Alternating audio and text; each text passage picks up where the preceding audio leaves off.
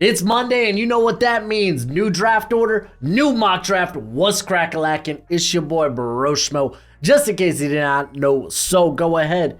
Come, bro, and subscribe. Leave this video a thumbs up if you enjoyed the content. As always, let me know what you think in the comment section below, where we have that nice, beautiful football discourse. With Thanksgiving being this Thursday, I'm going to give you all a special 3-round mock draft where I'm going to have a special friend help me out with that. But let's go ahead and get into this sucker with the Bears. They are still picking at 1 via the Carolina Panthers because of their suck. Sorry, Panthers fans. And I don't think the plan's changing. If you still got this first overall pick, go ahead, select a quarterback, trade Justin Fields. Just makes the most sense, and makes the most sense financially. Get a new rookie quarterback on a new rookie deal. Get what you can for Justin Fields and build that way. The question is it Drake Maye? Is it Caleb Williams? I'm going to stick with Caleb Williams here, though the gap between the two have become much, much closer. Arizona Cardinals, this would be a very good trade down spot, whether that's to, let's say, the Giants, who want to come up and get in front of New England to take Drake Maye. Whether that may be, you can make a case for maybe Atlanta. I think probably the Giants are the best case scenario, but I'm not going to do that. I'm just going to stay put at this pick. Take Marvin Harrison Jr., the best prospect in this draft class, and call it a day. Get Kyler Murray, a very phenomenal weapon, and we'll look at defense with the Cardinals' later pick, which means Bill Belichick gets a new franchise quarterback. Sorry, mac and cheese. You are always just a side dish. Time for the main course, the entree in Drake Maye. Let's go, let's go. We're flying through this sucker already, man. All right, Chicago Bears back on the board, and this is where I'm at. Fashanu, Brock Bowers. Those are the two picks. I know a lot of people are going to be like, well, okay, Braxton Jones, since coming back, has played relatively well. Fashanu, higher upside, kind of is what it is. If you draft him, it's probably going to be an upgrade. Brock Bowers is interesting. They did pay Cole Kmet, but depending on how you view and how you utilize Brock Bowers, you could make a 2 tight end system work there. But I think I'm going to stick with Olu. It just feels like the safer pick right now, and just kind of it helps out your new franchise quarterback. Okay, now we got the Giants. This is where things get tough. I would love if Olu was here. He is not. We are staring down Joe Alt. We're going to take that. We're going to put it right here. We're going to put it right here. Feels like that's probably pick. Any other areas we could probably go? I think wide receiver would make sense. Isn't that wild? Tommy DeVito. Whew. Whew. Suddenly, you let the man throw and the offense looks unstoppable. Granted, that Commanders defense is kind of squishy. Kind of is. I mean, is there anything stopping me from not taking Brock Bowers? And just saying, okay, well, the Darren Waller trade didn't end up the way we thought it would. We thought we fleeced the Raiders, but it turns out we found ourselves fleeced. Which is, it's not fair. Let's see what Waller does next season. He's been banged up this year. I think Joe Alt's the pick. This allows Evan Neal to move in to guard. It just happens to be the best pick here. It depends how you feel about the quarterbacks. I don't think I want to take a quarterback inside the top 10 at this moment, at this juncture. And then once we get out of there, then you become a little bit more willing to take the Michael Penixes, the Bo Nix, the Jayden Daniels. All right, Tennessee Titans. I would have loved a offensive lineman here. Unfortunately, that's not happening. That's not happening unless you want to take OT3 Brock Bowers is the best prospect on my board, the highest prospect on my board. Feels like he's the pick. He adds another weapon. He's a very good run blocker for that offensive line. This allows you to really make Chigakonkwo this kind of H-back that can move around, kick in the slot. True tight end too. So we're gonna go ahead and do that. Now we're here with the Manders. What are we gonna do with the Commanders? Do we take OT3? Is the question. Do we take OT3 or do we take Edge 1, which could be a variety of different. Depending on who you ask, could be a variety of different players. Dallas Turner, it could be Jared Verse, could be Latu, Chop Robinson. It could be a lot of different guys. And it's a fair question. Who's OT3? I think JC Latham's been playing some good football. He's probably gotten into that top 10 mix. Armarius Mims, I think he'll show out and he'll make a strong push. Remember, he's been out with the ankle injury, had the tightrope surgery on it, so he just returned last week. So it might take a little bit for him to gain a little bit more steam.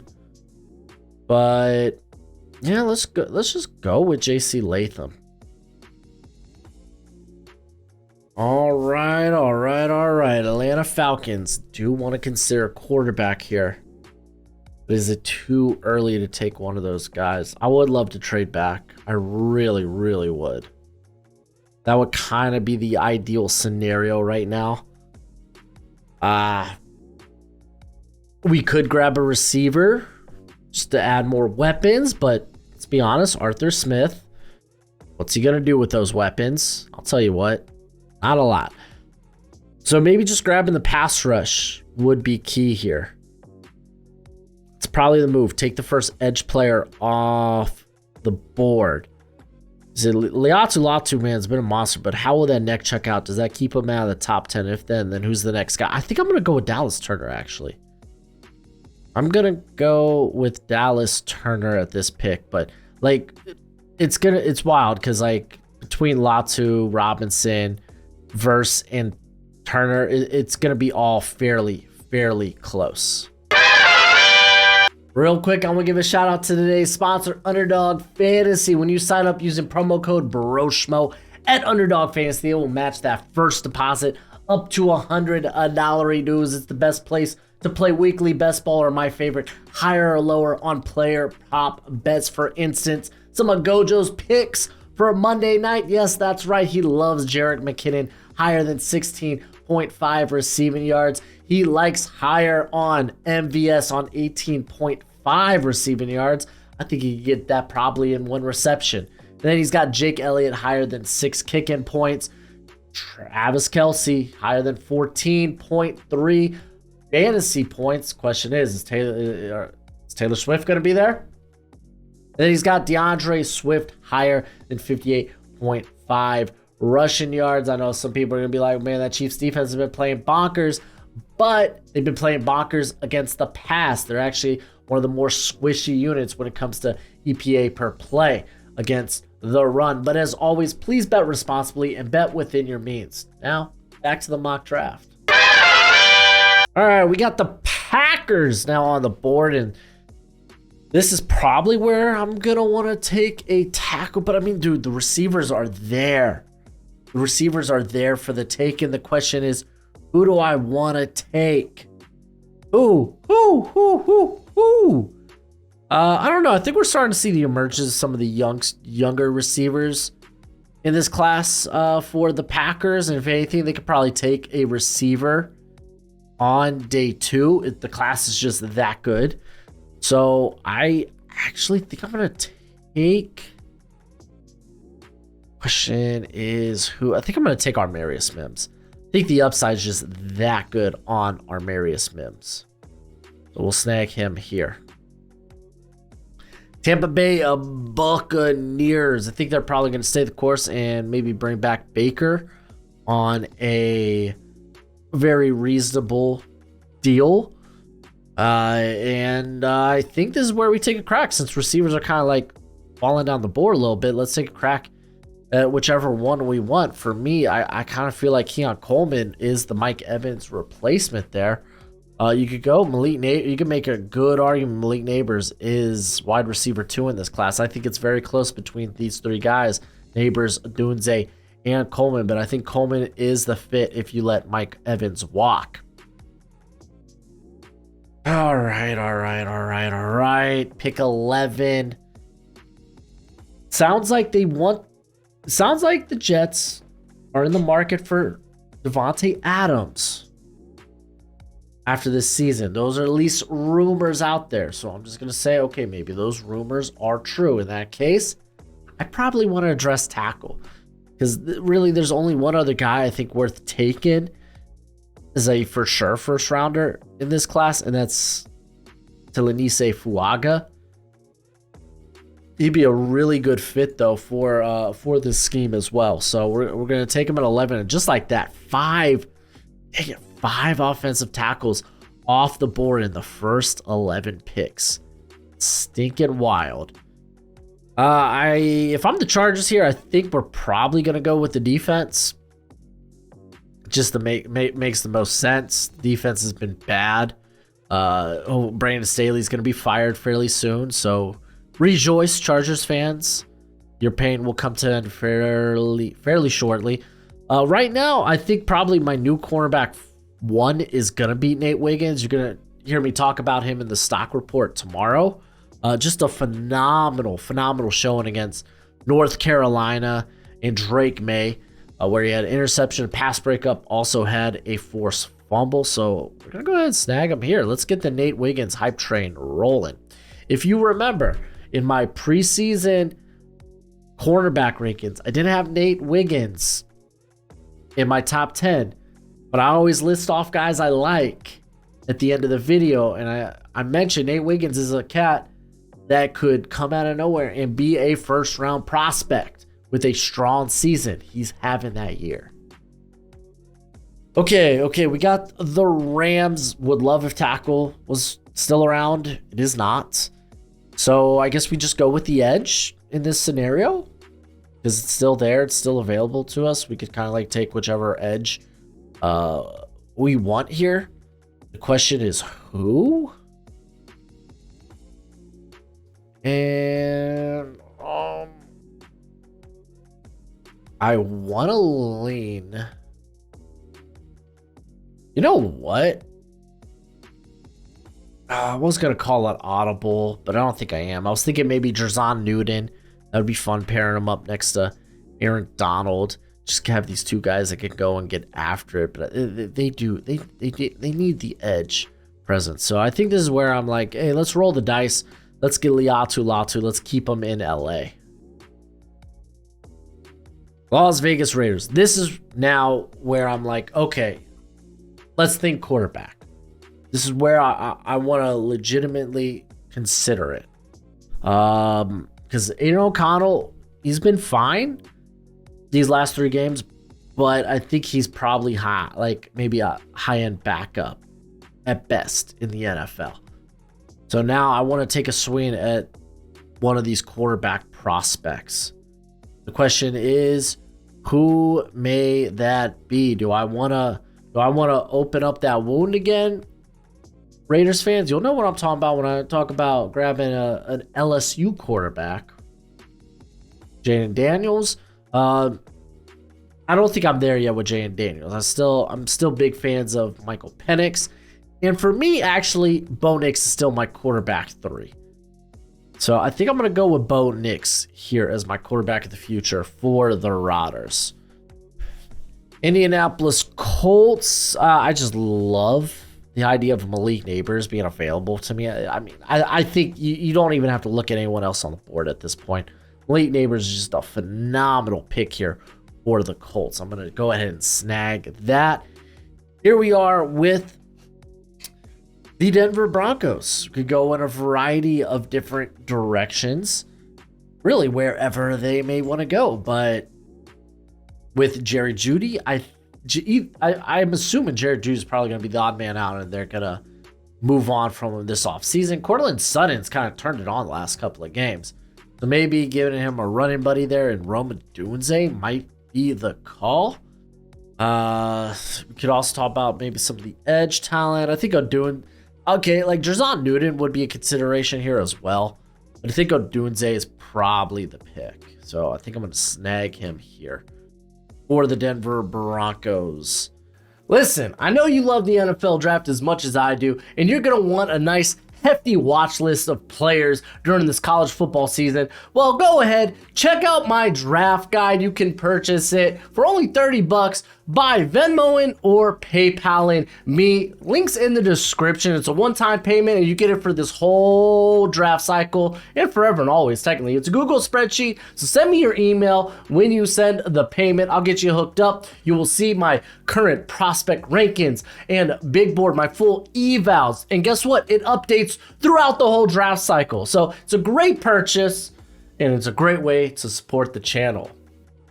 Cincinnati Bengals. Oh, snagged the receiver right before him. All right, so then what do we do here? Jayden Newton is the top prospect, I believe. Who are the impending free agents for the Bengals? Bengals impending free agents. Let's take a quick gander at this because DJ Reader, do they want to retain him? He's going to be 29 years old. I think he's a big part of their defense, but honestly, it might just end up costing too much. And I mean, we can't pretend like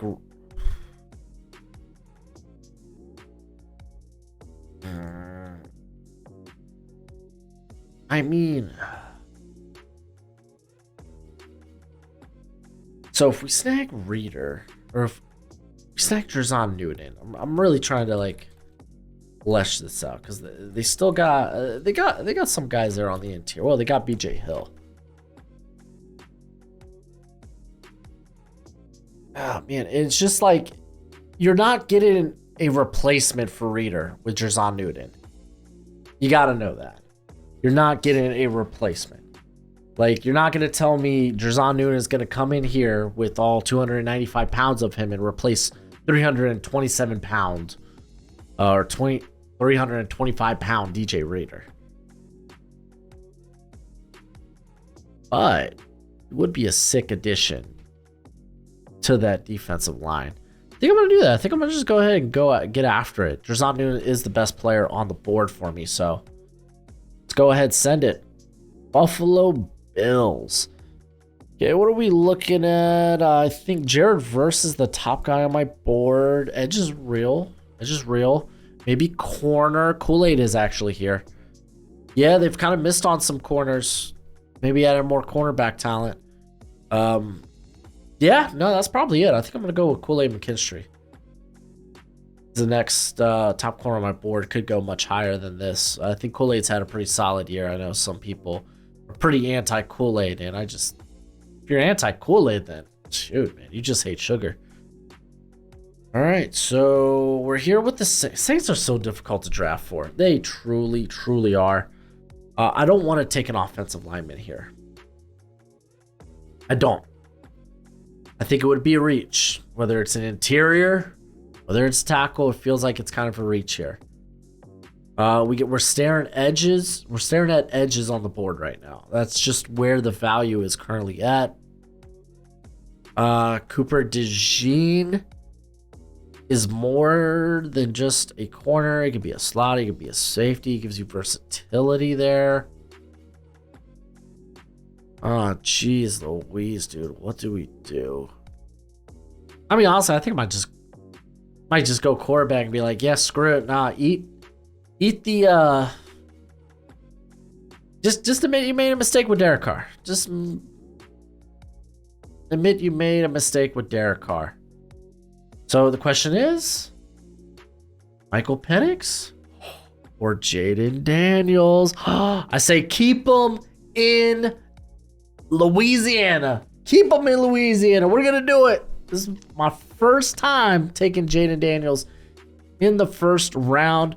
But you get around this area, this later in the first round. Still kind of mid first round, but you get to around this pick 20 and you're willing to be like, okay, well, maybe we just jump the gun on the next quarterback, get that 5th-year option before another team can. I mean, I know a lot of teams, there were a couple of teams that were trying to move back up into the first round last year to get Will Levis, and they just couldn't make any trades work out. All right, Minnesota Vikings, I'm probably going to just go with Michael Penix. I think that's probably what I want to do. Because, I mean, you also got to look at, okay, well, what's going to happen after Penix? Because Shadur's probably coming back to school. There's McCarthy, I mean, sure, but he's probably developmental right now. Probably needs to sit for a year. And I think he's probably coming back to school. There's a good chance Carson Beck comes back to school. But yours already kind of said he was coming back to school. Right, Leonard's probably coming back to school. So it's after that, it's like Michael Pratt, Radler, Milrose coming back to school. Man, I feel really bad for Jordan Travis. Yeah, look at it. They still got Devin Leary on here. Yeah, I think I'm gonna just go with Penix. There's your quarterback of the future. You don't have to bring back Kirk Cousins. You can bring back Dobbs if you want. Probably, Dobbs is probably gonna get a decent deal somewhere to start as like a bridge option. Like Mike, I feel like Michael Penix, you just plug and play him. I mean, if you want a high-end backup, yeah, you can pay for Dobbs. You can do that. So this all kind of really works out for the Cardinals. It's like the edge talent just kind of fell in this class. And I'm staring down Chop. I'm staring down Verse. I love it. I love it a lot. I like it. I like it a lot. So what are we going to do here? Do we go with the upside? Nah, I'm going to go with, I love Jared Verse. He could go higher than this. Remember, this guy could have been a top 10 pick in last year's draft.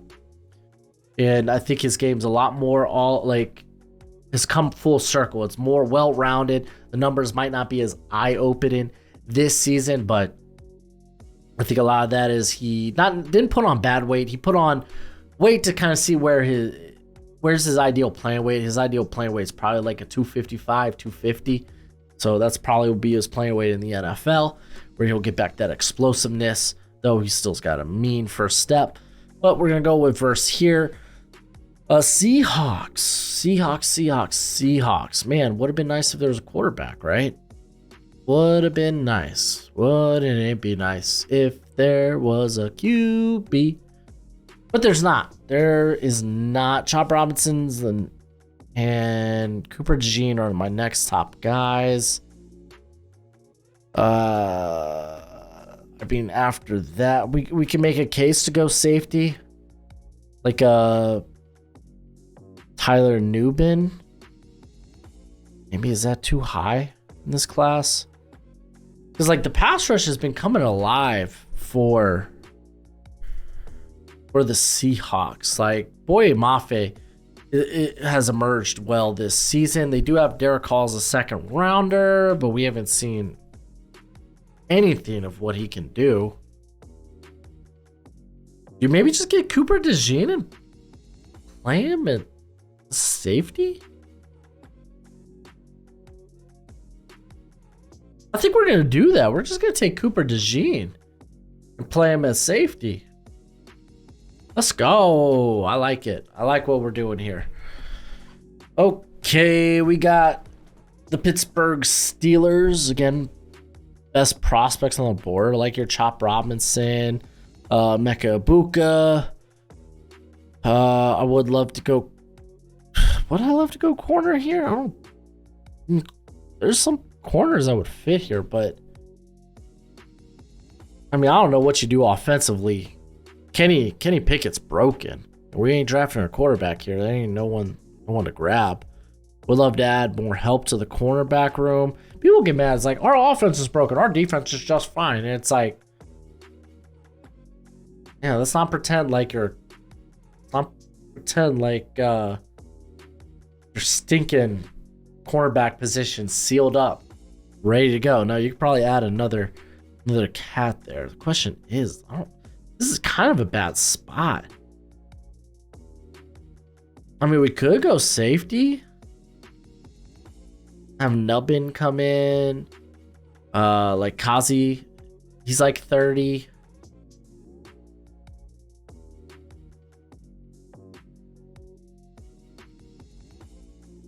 I mean, we could go Kalen Keene. Do I want to go that far off script?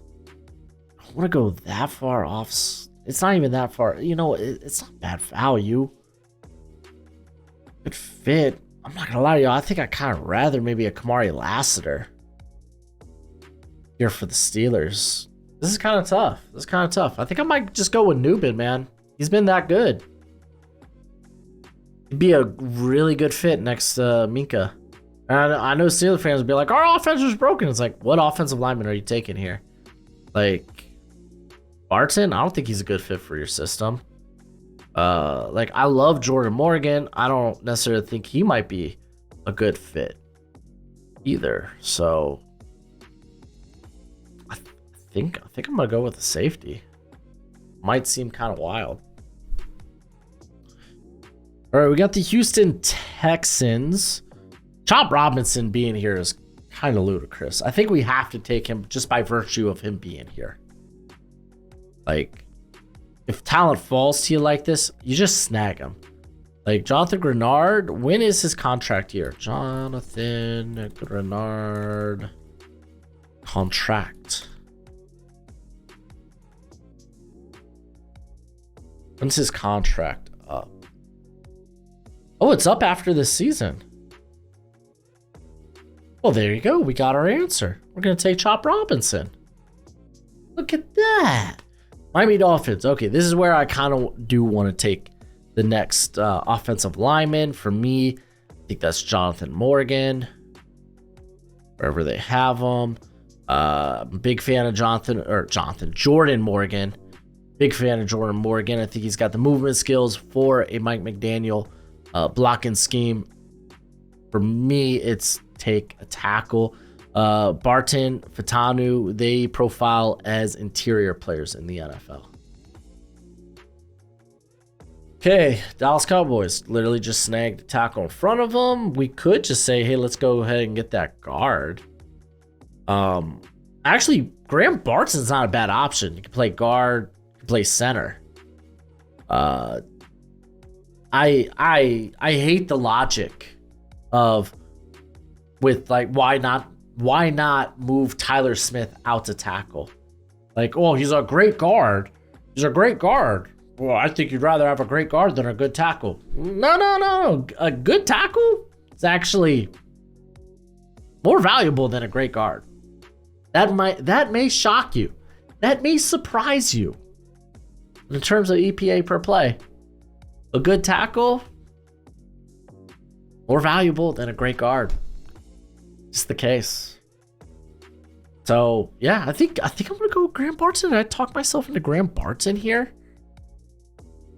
Yeah, especially with Deron Bland just like balling out now. It's like, nah, you could keep that guy on the outside and feel great about it. Yeah, I'll do it. I'll go with Graham Barton. This is where I might be. This might be where I'm willing to pull the trigger on an interior player. So full disclosure, I'm looking at Graham Barton as a guard or a center here. The San Francisco 49ers. Offensive line help is kind of the first thing that pops out to mind. I don't love the value. The Kingsley Sumatea is probably a guy that pops out to me potentially, but at that point it's like, you know what? Let's just go with this corner class. And I think for me, like, hey, Kamari Lassiter's really moved up my board. Continues to do so. I think he'd be a good fit here. Jacksonville Jaguars. I think this is probably where we pull the trigger on the next wide receiver. I wouldn't mind taking JT Tuimalau. Gives you another versatile edge player. Like, you could have JT, Travon Walker, and Josh Allen all on the field at the same time. Like, just with how flexible both Walker and JT Tuimalau are. But I think grabbing weapons, especially with Calvin Ridley a free agent after this season, kind of the way to go. And you want to do that with size, with the whole Zay Jones situation. Go ahead, grab your big meaty receiver who's also just a freak athlete. I love me. I know this is gonna surprise people because Emeka Ibuka's on the board, but I think Emeka Ibuka, his role is too similar to what they get from Christian Kirk. And remember, variety is the spice of life when it comes to your wide receiver room. I'm gonna go with Xavier Leggett. Okay, Baltimore Ravens, you kind of just want to take the best player on the board, right? Emeka Ibuka, yo, that's the best player on the board. Who else am I looking at? Maybe JT. Though Odafe Owe, he is having the breakout season, coming back from injury. He has looked good. We could grab Kalen Keene. Get competition out there on the outside at corner. But I think grabbing a good sure-handed receiver who's just a slick route runner.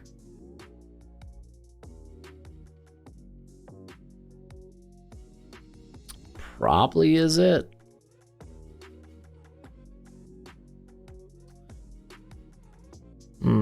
I mean, honestly, hold up. Like, hold the phone here. Let's think this sucker out. Wow, they're moving Jalen Price up. Braylon Trice. Excuse me, I said Jalen Price. Braylon Trice. They've moved him up a little bit. He's been hot. All right. Troy Fashanu has played solid at tackle for Florida, but he identifies better as probably a guard in the NFL. The Ravens have a problem at left guard. But Ronnie Stanley also unable to stay healthy. They grab Fashanu knowing it's a good receiver class. They could grab one in the later rounds. They really want to take a few shots. Grab Fashanu just because of the flexibility. Full disclosure, I'm just not there with Guyton. I think he could be like a top 50, top 60. Ooh, look, they got new prospects I need to check out up on here. I'm very intrigued.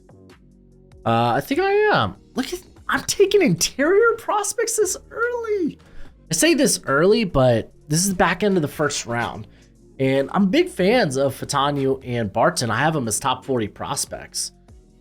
And when you think of them as more than guys that just are, okay, you know, they're going to be interior players at the next level, but they have played really well at tackle, and you look at your tackle, and you look at your tackle options like, okay, well, whether it be maybe injury or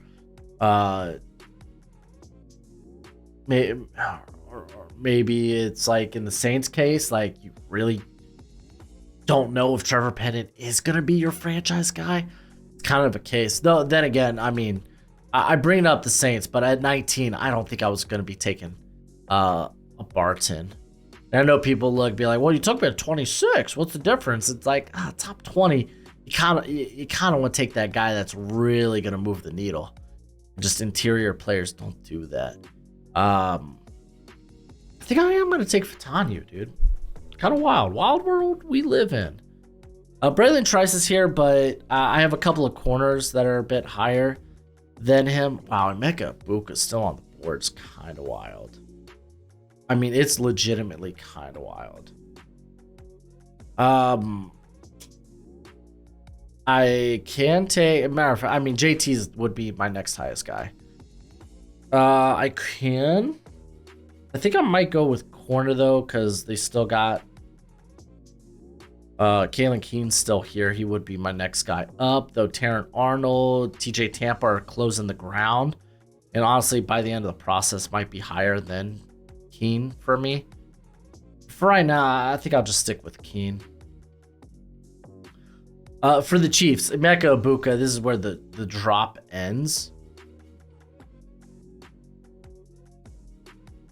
Yeah, no, you just keep getting talented receivers. It's really good value there. And then we got the Philadelphia Eagles. What are they doing here? They're probably just taking the best prospect available. In this case, JT Tuimlau would be my guy.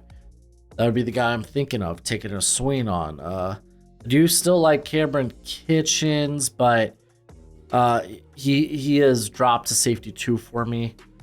And I might be more willing to take him at the beginning of the second round. I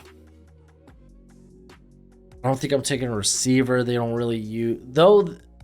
I mean, they've come out and be like, oh, we love having a route runner as a slot player, but they don't really target the slot a ton. That might be more of an indictment on the quality of players they have as wide receiver 3 than it is on, oh, they don't use it much. It's like, they'd like to use it more though.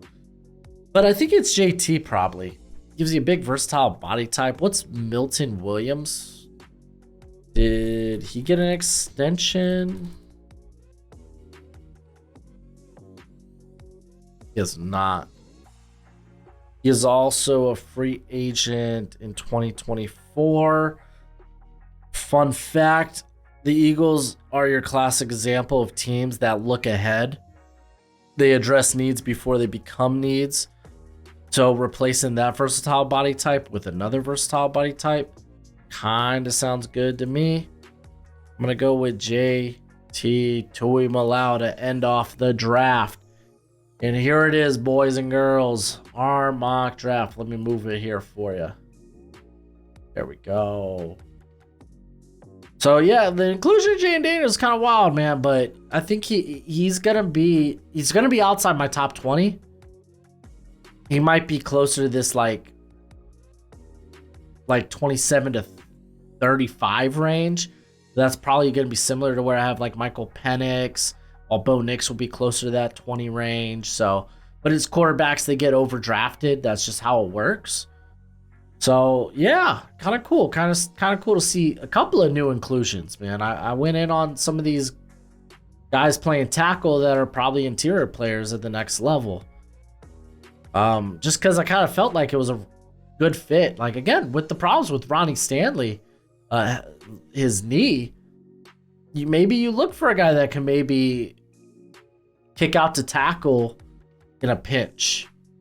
For me, Barton just kind of covers center and guard, which is kind of ideal. I like Tyler Smith kicking out to tackle. I don't know why Cowboys fans are so opposed to it.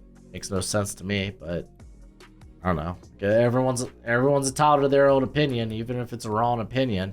Not saying theirs is wrong. I'm talking about me included. I'm not always right, but that's it for the video. Go ahead, do the YouTube theme. As always, till next time, be easy, my friends. Later.